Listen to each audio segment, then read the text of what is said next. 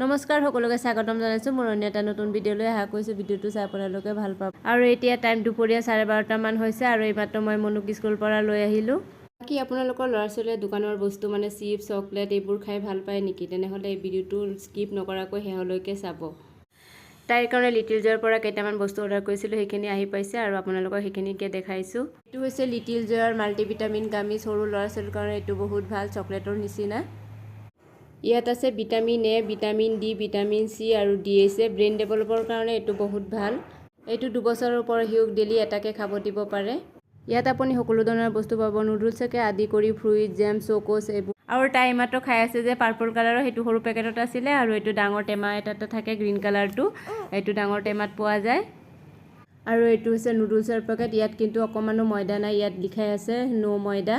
ইয়াত ইনগ্ৰেডিয়েণ্টবোৰ দিয়া আছে আপোনালোকে ভালকৈ চাই ল'ব পাৰে ইয়াত মুগুৰ দালি আটা ৰাগি চাউলৰ গুড়ি এইবোৰেৰে বনোৱা হৈছে ইয়াত ময়দা একেবাৰেই নাই তাইক এইকেইটা আনি দিয়াৰ এটাই কাৰণ মানে পৰাপক্ষত আমি তাইক চিপছ চকলেট জুচ এইবোৰ দোকানৰ বস্তু একেবাৰেই নিদিওঁ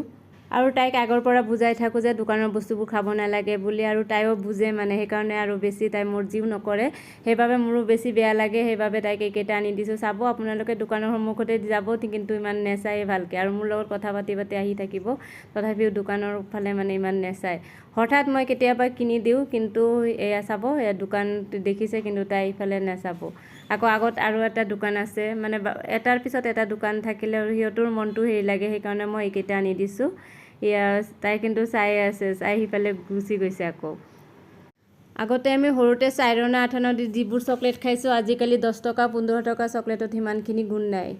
আৰু এইটো দুদিন আগতে স্কুলৰ পৰা অহাৰ সময়ত ভিডিঅ'টো কৰিছিলোঁ তাই এনেকৈ চাই গৈ আছে দেখিছেনে বেয়া লাগে কিমান এনেকৈ চাই থাকিলে দোকানৰ ফালে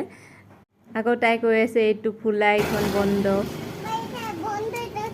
হ্যাঁ এটা খোলা এটা আৰু এইখিনি ভয়েস ওভাৰ দিয়াৰ সময়ত মোৰ চকু পানী অকমান ওলাই গৈছিলে মানে তাই দোকানৰ ফালে চাই আছে যে সেইকাৰণে তেওঁলোকক অকমান বুজাবলৈ চেষ্টা কৰিব দোকানৰ বস্তুৰ পৰা বিৰত ৰাখিবলৈ কাৰণ নহ'লে আজিকালি যি বেমাৰ হৈ আছে সেইকাৰণে অকমান ভয় লাগে মানে বাচ্চাৰ কাৰণে এইবিলাক বাহিৰৰ বস্তুবোৰ আজিকালি ইমান ভেজাল ঠিক আছে তেন্তে আজিলৈ আহিছোঁ বাই